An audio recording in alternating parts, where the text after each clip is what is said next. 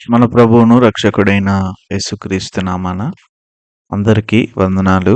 ఈ సమయంలో కొద్ది నిమిషాలు దేవుని మాటలు మనం ఆలకిద్దాం. సామెతల గ్రంథము 10వ అధ్యాయము 19వ వచనము. సామెతల గ్రంథము 10వ అధ్యాయము 19వ వచనము. విస్తారమైన మాటలలో దోషముండక మానదు, తన పెదవులను మూసుకొనువాడు బుద్ధిమంతుడు. దేవుడు తన పరిశుద్ధ వాక్యము నేడు మన వెనుకిడిలో ఫలింపు దయచేయునుగాక. ఆమెన్. చదివినటువంటి ఈ సామెత రెండు ప్రాముఖ్యమైనటువంటి విషయాలను జ్ఞాపకం చేస్తుంది. మొట్టమొదటిది విస్తారమైనటువంటి మాటల విషయమై, రెండవది తన పెదవులను మూసుకొను విషయమై. మొదటి మాటను మనం ఆలోచన చేస్తే, విస్తారమైన మాటలలో దోషముండక మానదు. మానదు అనేటువంటి మాట ఇక్కడ ధ్యానించాల్సినటువంటి మాట. మానదు అనేటువంటి మాట. సో తప్పనిసరిగా ఉంటుంది అనేటువంటిది. విస్తారమైన మాటలలో దోషముండక మానదు అంటే తప్పకుండా దోషం ఉంటుంది అనే విషయాన్ని జ్ఞాపకం చేస్తుంది. ఎందుకనగా చాలాసార్లు విస్తరించి మాట్లాడడంలోనూ, విస్తారంగా మాట్లాడడంలోనూ దోషాలు, అదే రీతిగా పాపము, అక్రమము, అతిక్రమము ఇవేవి లేవని మనుషులు తలస్తూ ఉంటారు. అయితే బైబిల్ సెలవిస్తుంది, విస్తారమైనటువంటి మాటలలో దోషముండక మానదు. అంటే ఈ మాట మానవుని స్వభావానికి, దేవుని సత్యవాక్యానికి మధ్యగా ఉన్నటువంటి మాట. అంటే మనుషులు విస్తరించి మాట్లాడే సందర్భంలో దోషాలేమీ లేవు అనేటువంటి ఆలోచనలో బ్రతుకుతారు. కానీ తప్పక దోషం ఉంటుందని స్పష్టం చేస్తున్నటువంటి మాట. ఈ మాటను మనం అర్థం చేసుకున్నాం. మనం విస్తరించి మాట్లాడడంలో దోషం ఉండట్లేదు, ఉండదు, దోషం లేకుండా నేను చాలా జాగ్రత్తగా మాట్లాడగలను అని అనుకుంటున్నాం. కానీ అది మన స్వభావం అయింది.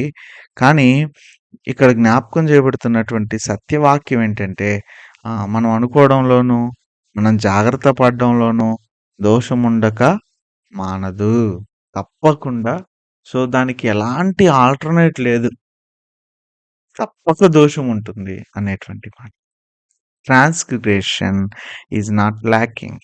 తప్పక అతిక్రమము ఉంటుంది అనేటువంటి ఒక అద్భుతమైన ట్రాన్స్లేషన్ మనం చూస్తాం.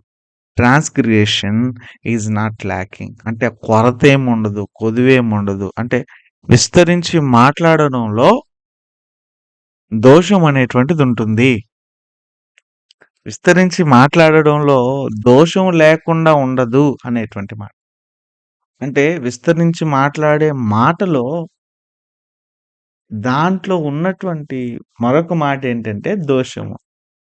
అంటే ఆ రెండిటిని వేరు చేయలేము. విస్తరించి మాట్లాడడాన్ని, దోషాన్ని వేరు చేయలేము. కాబట్టి విస్తరించి మాట్లాడడం అనేటువంటిది మనకు సరికాదు. అది మనల్ని దోషంను తప్పక చూపిస్తుందని ఈ మాట జ్ఞాపకం చేస్తుంది. అయితే ఇక్కడ ఆలోచించాల్సిన మరొక మాట ఏంటంటే, how to calculate our words are many. మన మాటలు చాలా ఉన్నాయి, మన మాటలు విస్తారంగా ఉన్నాయి అని తెలుసుకోవడం ఎలాగా, లేదా లెక్కించడం ఎలాగా అంటే, ఒక చిన్న ఆలోచన మనం చేద్దాం. ఒక చదువుకునేటువంటి విద్యార్థికి ఒక పరీక్షలో వివిధ రకాలైనటువంటి మార్క్స్ వైస్‌గా క్వెషన్స్ ఉంటాయి. 2 మార్క్స్ క్వెషన్స్ అనివ్వండి, 4 మార్క్స్ కానివ్వండి, లేదా 8 మార్క్స్ కానివ్వండి, 16 మార్క్స్ కానివ్వండి. సో, వెరీ షార్ట్స్, ఆ తర్వాత long marks or essays. So, ఇప్పుడు 2 మార్కుల అంటే వెరీ షార్ట్ సంబంధించినటువంటి ప్రశ్నకు ఆ వ్యక్తి వెరీ షార్ట్ ఆన్సర్ మాత్రమే రాయాలి. అలా కాకుండా నాకు వచ్చని తాను ఎస్సే మార్క్స్ అంటే మేబీ 16 మార్క్స్ ఉన్నటువంటి ఆన్సర్ రాస్తే అది విస్తారం. అంటే 2 మార్కుల ప్రశ్నకు 2 మార్కులు సమాధానం రాయాలి. అది విస్తారం కాదు. అదే రీతిగా 16 మార్కుల ప్రశ్నకు 16 మార్కుల ఆన్సర్ రాయాలి. అది విస్తారం కాదు. అంటే ఇక్కడ జ్ఞాపకం చేయబడుతున్న మాటేంటంటే, ఎంత మార్కులో ఎంత మార్కులకు సంబంధించిన ప్రశ్న, అంత మార్కులకు సంబంధించిన సమాధానం రాయాలి. ఇచ్చినటువంటి ప్రశ్న 2 మార్కులదైనప్పుడు ఏ4 పేపర్‌లో 2 వైపులా సమాధానం రాయడం అది విస్తారమవుతుంది. అంటే ఎంతగా మాట్లాడాలో అంతగా మాట్లాడడం. ఎంతగా సమాధానం బదులివ్వాలో అంతగా సమాధానం బదులివ్వడం. అది విస్తారం అవ్వదు. ఇక్కడ జ్ఞాపకం చేయబడే మాట అదే. 2 మార్కులకు 18 మార్కులు సమాధానం రాయడం అనే మాట అర్థం ఏంటంటే, విస్తారంగా మాట్లాడకపోవడం. అంటే ఎంతగా మాట్లాడాలో అంతగా మాట్లాడడం. ఎంతగా సమాధానం చెప్పాలో అంతగా సమాధానం చెప్పడం. అప్పుడు అది విస్తారం అవ్వదు. కొన్నిసార్లు 18 మార్కుల ప్రశ్నలు రాయాల్సొస్తుంది. అంటే ఎక్కువగా మాట్లాడే సందర్భం ఉండాల్సొస్తది. అప్పుడు ఎక్కువగా మాట్లాడే సందర్భం అయితే, ఎక్కువగా మాట్లాడడం అది విస్తారం కాదు. కానీ దానికి పూసుకొని మాట్లాడేటువంటిది, కాని దానికి ఎక్కువగా కలుపుకొని మాట్లాడేటువంటిది అది విస్తారమవుతుంది. So, this is the way of to calculate the many ways, many words అనేటువంటి మాట. ఈ రీతిగా విస్తారమైన మాటలు లెక్కించడం అనేటువంటిది మనం ఆలోచన చేయవచ్చు. ప్రసంగి గ్రంథం 5వ అధ్యాయం 2వ వచనంలో గూడా ఈ మాటను మనం చూస్తాం. ఒక పెద్ద మనిషి, ఒక భయంకరమైన అనుభవం కలిగినటువంటి ఈ పెద్ద మనిషి ఈ సొలొమోను. ఇతను జ్ఞాపకం చేస్తున్నటువంటి మాట ఈ మాట. 5వ అధ్యాయం 2వ వచనం. నీవు దేవుని సన్నిధిని అనాలోచనగా పలుకుటయు, నీ హృదయమును త్వరపడనీయక నీ నోటిని కాచుకొననిమ్ము. దేవుడు ఆకాశమందున్నాడు. నీవు భూమి మీదున్నావు. కావున నీ మాటలు కొద్దిగా ఉండవలెను. విస్తారమైన పనిపాటల వలన స్వప్నం పుట్టును. పెక్కు మాటలు పలుకువాడు బుద్ధిహీనుడగును. ఇక్కడ జ్ఞాపకం చేయబడుతున్న మాటేంటంటే, మాటలు కొద్దిగా ఉండాలి. మాటలు కొద్దిగా ఉండాలి. Your words be few. అంటే కొంచెంగా ఉండాలి అనేటువంటి ఆలోచన. నువ్వు భూమి మీద ఉన్నావు. కిందున్నావు. సో, కొద్దిగా ఉండాలి అనేటువంటి మాటను జ్ఞాపకం చేయబడటం చూస్తాం. ఈ సమయంలో విస్తారమైన మాటల్లో దోషం తప్పక ఉంటుంది అని నిరూపణ చేసినటువంటి ఒక బైబిల్ గ్రంథంలో ఉన్నతమైనటువంటి సందర్భం యోబు గ్రంథం. యోబు గ్రంథం 42వ అధ్యాయం మొదటి 6 వచనాల్లో యోబు విస్తరించి మాట్లాడడం వలన దోషం అనేటువంటి దాన్ని కలిగి ఉన్నటువంటి మాటలు ఆ 6 వచనాల్లో మనం చూస్తాం. 42వ అధ్యాయం మొదటి వచనం నుంచి. అప్పుడు యోబు యెహోవాతో ఇలాగ ప్రత్యుత్తరమిచ్చెను. నీవు సమస్త క్రియలను చేయగలవనియు, నీవు ఉద్దేశించినది ఏదియు నిష్ఫలము కాదనియు నేనిప్పుడు తెలుసుకుంటుని. జ్ఞానం లేని మాటల చేత ఆలోచనను నిరర్ధకము చేయి వీడెవడు? అలాగున వివేచన లేని వాడనైనా నేను ఏమియు నెరుగక నా బుద్ధికి మించిన సంగతుల గురించి మాట్లాడుతాను. ఎంత అద్భుతమైనటువంటి మాట. ఏమీ నెరుగక వివేచన లేని వాడినై బుద్ధికి మించిన సంగతులు మాట్లాడితిని. అంటే ఎక్కువగా మాట్లాడేశాను. విస్తారంగా మాట్లాడవలసిన వాటికంటే ఇంకా ఎక్కువ మాట్లాడేశాను. మనం ముందు అధ్యాయాల్లో 32, 34, 35 అధ్యాయాల్లో యోబు స్నేహితులు యోబును గురించి ఎక్కువగా మాట్లాడినటువంటి ఆ సాక్ష్యం చూపిస్తున్నారు.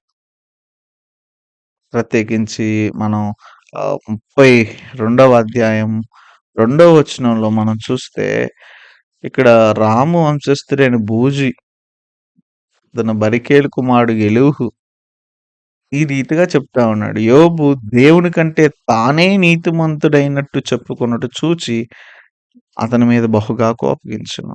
సో, ఈ ఎలీహు అనేటువంటి స్నేహితుడు, ఆ పెద్ద మనిషి తానేం చెప్తా ఉన్నాడంటే, యోబు దేవుని కంటే తానే నీతిమంతుడైనట్టు చెప్పుకొనుట చూస్తా ఉన్నాడు.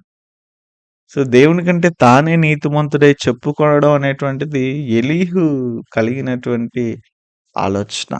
ఇప్పుడు మనం చదువుతున్నటువంటి ఈ మాట యోబే స్వయంగా పలుకుతున్నటువంటి మాట. 42వ అధ్యాయం మొదటి 6 వచనాలు. నేను మాట్లాడగోరుచున్నాను 4వ వచనం. దయచేసి నా మాట ఆలకింపుము. ఒక సంగతి నిన్ను అడిగెదను, దానిని నాకు తెలియజెప్పు. దేవుడితో మాట్లాడుతున్న సందర్భం ఇది. వినికిడి చేత నిన్ను గూర్చిన వార్త నేను వింటిని. అయితే ఇప్పుడు నేను కనులారా నిన్ను చూచున్నాను. కావున నన్ను నేను అసహ్యించుకొని ధూళిలోను బూడిదలోను పశ్చాత్తాపడుచున్నాను. చాలా స్పష్టంగా 6వ వచనం తెలియపరుస్తుంది ఏంటంటే, యోబు వివేచన లేనివాడిగా, బుద్ధికి మించిన మాటలు మాట్లాడిన వాడిగా, దోషము అనేటువంటిది ఉన్నట్టుగా తెలుసుకున్నవాడిగా, నిన్ను నేను అసహ్యించుకుంటున్నా, బూడిదలో పశ్చాత్తాపడుతున్నా, ధూళిలోను బూడిదలోను అంటే పశ్చాత్తాపం ఎందుకు కనపరుస్తాడు? ఎక్కడైతే పాపం చేశాడన్న ఆలోచన ఉంటుందో అక్కడ. కాబట్టి యోబు పాపము చేయడం అనేటువంటి ఈ సందర్భం విస్తారమైన మాటలు. అందుకే మొదటి 2 అధ్యాయాల్లో మనం చూస్తే యోబు ఏ పాపము చేయలేదు అనే మాటను చదువుతాం. అవి ఆ అధ్యాయాలకు సంబంధించినటువంటి మాటలే. అంటే జరిగిన ఆ సంఘటనలలో, ఆ మొదటి అధ్యాయంలో, ఆ 2వ అధ్యాయంలో జరిగిన సంఘటనలలో వాటిల్లో యోబు ఏం చేయలేదు అనేటువంటిది అర్థం. ఆ తర్వాత యోబు పుట్టిన దినాన్ని శపించుకోవడం, ఆ మాటలు ఆహ్, యోబు మాట్లాడేటువంటి ఆ మాటలు ఏవైతే ఉన్నాయో, అవన్నీ గూడా విస్తారమైన మాటలు. అందుకే దోషం ఉంది. ఆ దోషాన్ని యోబు గ్రహించాడు. గ్రహించి పశ్చాత్తాపడడం అనేటువంటిది చూస్తాం. అదే రీతిగా యోబు స్నేహితులు గూడా వారు గూడా విస్తరించి దరిదాపుగా 3 పర్యాయాలకు పైగా రౌండ్ టేబుల్ సమావేశం నడిచింది ఈ యోబు గ్రంథంలో. తన స్నేహితులు 3 పర్యాయాలకు పైగా మాట్లాడారు. యోబు 3 పర్యాయాలకు పైగా ఉత్తరం ఇచ్చాడు. తన స్నేహితుల విస్తారమైన మాటల్లో దోషం ఉంది అని యోబు గ్రంథం 42వ అధ్యాయము 7వ వచనం నుంచి 8వ వచనం వరకు కూడా దేవుడే స్వయంగా మాట్లాడుతున్నట్టుగా చూస్తాం. నా సేవకుడైన యోబు పలికినట్లు, మీరు నన్ను గూర్చి యుక్తమైనది పలకలేదు గనక, నా కోపం మీ మీద, మీ ఇద్దరు స్నేహితుల మీద మండుచున్నది. సో, ఇక్కడ జ్ఞాపకం చేయబడుతున్న మాటేంటి? జోబ్ కంఫర్టర్స్ కూడా, స్నేహితులు గూడా అరిగితేన సందర్భంలో ఉన్నట్టుగా మనం చూస్తూ ఉన్నాం. కాబట్టి నేను న్యాయవంతుడును, యథార్థవంతుడును, దేవుని నుంచే సాక్ష్యం పొందుకున్న వాడును అన్న స్థితి కలిగిన యోబు కేవలం తాను దోషం కలిగి ఉండడానికి, పాపం చేసినటువంటి స్థితి కలగడానికి కారణం ఏంటంటే, విస్తారంగా మాట్లాడడం. సో, మాటలు అనేటువంటివి విస్తారంగా మాట్లాడడం అనేటువంటిది తన జీవితంలో దోషాన్ని తెచ్చిపెట్టింది. సో, తను చేసినటువంటి పాపమేం లేదు. తాను చేసినటువంటి క్రియల సందర్భం ఏం లేదు. అంతకుముందు చేసినవున్నాయి. అవి బైబిల్ అలా చెప్పటం లేదు. యోబు పాపం చేయనివాడు అని చెప్పటం లేదు. కానీ, ఆ జరిగిన సందర్భాల పిదప జ్ఞాపకం చేయబడుతున్న మాటలేంటంటే, విస్తారంగా మాట్లాడిన యోబు ఉన్నట్టుగా చూస్తున్నాం. కాబట్టి మన మాటలు విస్తారంగా ఉండకూడదు. తప్పక దోషం ఉంటుంది అనే ఆలోచన అది ఎంత యథార్థవంతులమైన, న్యాయవంతులమైన, నీతిమంతులమైన విస్తరించి మాట్లాడడం దోషాన్ని తెస్తుంది తప్పక అని అర్థం చేసుకోవడానికి యోబు గ్రంథం, యోబు స్నేహితులు ఉన్నతమైన ఉదాహరణ. దానికి సాక్ష్యం సామెతల గ్రంథం 10వ అధ్యాయం 19వ వచనం. కాబట్టి మాటలు తక్కువగా ఉండాలి. విస్తారంగా మాట్లాడకూడదు. కొద్దిగా ఉండాలని మాటను మనం చూస్తాం. రెండవ మాట సామెతల గ్రంథం 10వ అధ్యాయం 19వ వచనం. తన పెదవులను మూసుకొనువాడు బుద్ధిమంతుడు అనేటువంటి మాట. సో, తన పెదవులను మూసుకునేవాడు బుద్ధిమంతుడు. రిస్ట్రెయిన్స్ హిస్ వైస్. సో, రిస్ట్రెయిన్స్ అనేటువంటి మాట, మూసుకోవడం అనే మాట, సంయమనం పాటించడం, నిగ్రహం చేసుకోవడం. మాటలు తక్కువగా మాట్లాడడం అనే అర్థం ఇస్తుంది ఈ మాట. తన పెదవులను మూసుకోవడం అంటే మాటలు కొద్దిగా మాట్లాడడం, తక్కువగా మాట్లాడడం అనేటువంటి ఆలోచన. సో, మాట్లాడవలసిన అంతగా మాట్లాడడం. వాడు బుద్ధిమంతుడు ఈజ్ ఎ వైస్ ప్రూడెంట్ అనేటువంటి మాట. ఈ మాటను బట్టి పై మాట జ్ఞాపకం చేసేదేంటంటే, ఎవడైతే తక్కువ మాట్లాడతాడో వాడు బుద్ధిమంతుడు. ఎవడైతే ఎక్కువ మాట్లాడతాడో వాడు బుద్ధిహీనుడు. సో, ఈ సామెత బుద్ధిమంతుడు, బుద్ధిహీనుడిని చూపించి వేస్తుంది. విస్తారంగా మాట్లాడేవాడు బుద్ధిహీనుడు. తక్కువగా మాట్లాడేవాడు బుద్ధిమంతుడు. బుద్ధిహీనుడు, బుద్ధిమంతుడు ఎలా తెలియపరచబడతారు అంటే, కేవలం మాటలను బట్టే. ఎవడైనా ఎక్కువ మాట్లాడుతా ఉంటే, వాడు బుద్ధిమంతుడు కాదని అర్థం చేసుకోవాలి. తక్కువగా మాట్లాడడం అనేటువంటిది, వాడు బుద్ధి కలిగిన వాడని అర్థం చేసుకోవాలి. సో, మాటలు తక్కువగా ఉండాలి అనేటువంటి మాట మనం చూస్తాం. యాకోబు రాసినటువంటి పత్రిక 5వ అధ్యాయం 12వ వచనంలో గూడా మనం ఈ మాటను గమనిస్తాం. యాకోబు రాసిన పత్రిక 5వ అధ్యాయం 12వ వచనం. నా సహోదరులారా, ముఖ్యమైన సంగతి ఏదనగా ఆకాశము తోడని గాని, భూమి తోడని గాని, మరి దేని తోడని గాని ఒట్టు పెట్టుకొనక మీరు తీర్పు పాలు కాకుండున్నట్లు అవునంటే అవును, కాదంటే కాదని ఉండవలెను. 2 విషయాలు జ్ఞాపకం చేయబడతాను. ముఖ్యమైన సంగతి అవునంటే అవును, కాదంటే కాదు. మరొక సందర్భంలో గూడా ఆహ్, అవునంటే అవును, కాదంటే కాదు. అలా కానిది అనగా విస్తరించి మాట్లాడేది దుష్టుని నుండి పుట్టునది అనే మాట చదువుతాం. ఇక్కడ జ్ఞాపకం చేస్తున్న మరొక మాట ఏంటంటే తీర్పు పాలు కాకుండడం.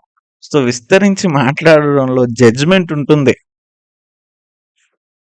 ప్రార్థనలో గూడా విస్తరించి ప్రార్థించడంలో గూడా మనం ఆ మాటలు చూస్తాం. విస్తరించి మాట్లాడడం వలన తమ మనవి ప్రభువుకు వినుచున్నాడనే ఆలోచన. కాదు, కాదు. సో, విస్తరించి మాట్లాడడం అనేటువంటిది అది బుద్ధిహీనుని జ్ఞాపకం చేసేది. సో, తీర్పు పాలు అవ్వేటట్టుగా చేసేది. బుద్ధిహీనులు ఫూలిష్ విస్తారముగా మాట్లాడేటువంటి ఆలోచన. ప్రత్యేకించి ఈ తమ పెదవులను మూసుకున్న వారుగా బుద్ధిమంతులుగా సమూయేలు మొదటి గ్రంథం 10వ అధ్యాయం 27వ వచనంలో ఉన్నతమైన ఉదాహరణ చూస్తాం. పనికి మాలిన వారు కొందరు ఈ మనుష్యుడు మనల్ని ఎలాగూ రక్షింపగలడని చెప్పుకొనుచు అతన్ని నిర్లక్ష్యం చేసి అతని కానుకలు తీసుకుని రాకుండగా అతడు చెవిటివాడైనట్టు ఊరకుండెను. ఇక్కడ మనం చూస్తున్నటువంటి మాట, దేవుడు సమూయేలు ద్వారా సౌలును రాజుగా అభిషేకించాడు. రాజుగా అభిషేకించి జనులందరి ముందు ఏర్పరచినటువంటి వాడు ఇతనేనని చూపించుటకు తీసుకుని వచ్చాడు. ఆ తర్వాత సమూయేలు రాజ్య పరిపాలన పద్ధతిని జనులకు వినిపించి దానిని దేవుని సన్నిధానంలో పెట్టి సమూయేలు వాళ్ళందరినీ కూడా ఇంటికి పంపించి వేశాడు. అయితే సౌలుతో సందర్భంలో కొందరు పనికిమాలినటువంటి వారు సౌలును ఉద్దేశించి ఇతడు ఎలాగూ రక్షింపగలడని చెప్పుకొనుచు రాజుగా అభిషేకింపబడినటువంటి వాడికి కానుకలు తీసుకుని ఇచ్చే సందర్భంలో కానుకలు తీసుకొని రానటువంటి వారిగా ఉన్నారు. ఒకటి, ఇతడు ఎలాగూ రక్షింపగలడు అనే ఆ మాటలు, అదే రీతిగా నిర్లక్ష్యం చేసి బహుమానం తీసుకొని రాని మాటలు ఉన్న సందర్భంలో సౌలు చెవిటివాడైనట్టు ఊరకుండెను అనేటువంటి మాట చూస్తా ఉన్నాం. సో, అంటే మాట్లాడలేదు. తన మాటలను దాచిపెట్టేసుకున్నాడు. లిటరల్ మీనింగ్ ఏంటంటే ఇక్కడ తన పెదవులను మూసుకున్నాడు. రిస్ట్రెయిన్ చేసుకున్నాడు. సంగ్రహించుకున్నాడు. అంటే ఏం మాట్లాడలేదు. కొద్దిగా మాట్లాడడం అనే అర్థం కాదు వాస్తవంగా. అసలేం మాట్లాడలేదు. మూసుకున్నాడు. హి క్లోజెస్ హిస్ లిప్స్. కాబట్టి మన జీవితాల్లో చెవిటివాడైనట్టు ఉండడం చాలా సార్లు మనకు మంచి చేస్తుంది. ఉండడం చాలా సార్లు మనకు మంచి చేస్తుంది. అంటే తక్కువగా మాట్లాడడంలో, తక్కువగా వినడంలో అది మనకు చాలా ఆరోగ్యకరమైన సంగతే. కాబట్టి ఈ సామెత 2 ప్రాముఖ్యమైన విషయాలను జ్ఞాపకం చేస్తుంది. నువ్వు బుద్ధిమంతుడివా? బుద్ధిహీనుడివా? నువ్వు బుద్ధిమంతుడివైతే విస్తారంగా మాట్లాడొద్దు. మాటలను మూసుకోవాలి. ఒకవేళ బుద్ధిహీనత స్థితి అయితే విస్తారంగా మాట్లాడొచ్చు. అది నీ పెదవులను కాల్చే సందర్భం కాదు. రెండవ మాట, ఎవరైనా విస్తారంగా మాట్లాడేవారుంటే వారు బుద్ధిహీనులని గ్రహించు. తక్కువగా మాట్లాడేవారుంటే బుద్ధిమంతులని ఆలోచించాయి. కొద్ది మాటలు దేవుడు దీవించును గాక. బుద్ధిమంతులుగా ఉన్నావు, బుద్ధిహీనులుగా ఉండక. బుద్ధిమంతులు కలిగినటువంటి వారిని మనం అంచనాలు వేస్తూ, వారితో స్నేహం కలిగిన స్థితిలో ఉంటున్నాం. తల వంచుదాం, ప్రార్థన చేద్దాం. ఈ కొద్ది మాటలు దేవుడు దీవించును గాక. ఆమేన్. మహాపరిశుద్ధుడైన మా తండ్రి, మీకు వందనాలు. ఈ మాటలు బట్టి మీకు స్తుతులు చెల్లిస్తున్నాను. అవును ప్రభా, మేము బుద్ధిమంతులుగా ఉంటూ బుద్ధిహీనులుగా ఉండకుండా కృప దయచేయండి. ఎవరైనా బుద్ధిహీనులో కాదో మేము గ్రహించినట్లు మాకు ఈ మాటలు అందించినందుకు నీకు వందనాలు ప్రభా. అయ్యా, ప్రత్యేకించి అయ్యా, మేము స్నేహం చేసేటటువంటి వారి మేము అంచనా వేయటకు అయ్యా సహాయం అనుగ్రహించాలి. ఈ మనవులన్నీ నజరేడైన యేసుక్రీస్తు నామంలో బ్రతిమాలి వేడుకొంచున్నాం తండ్రి. ఆమేన్.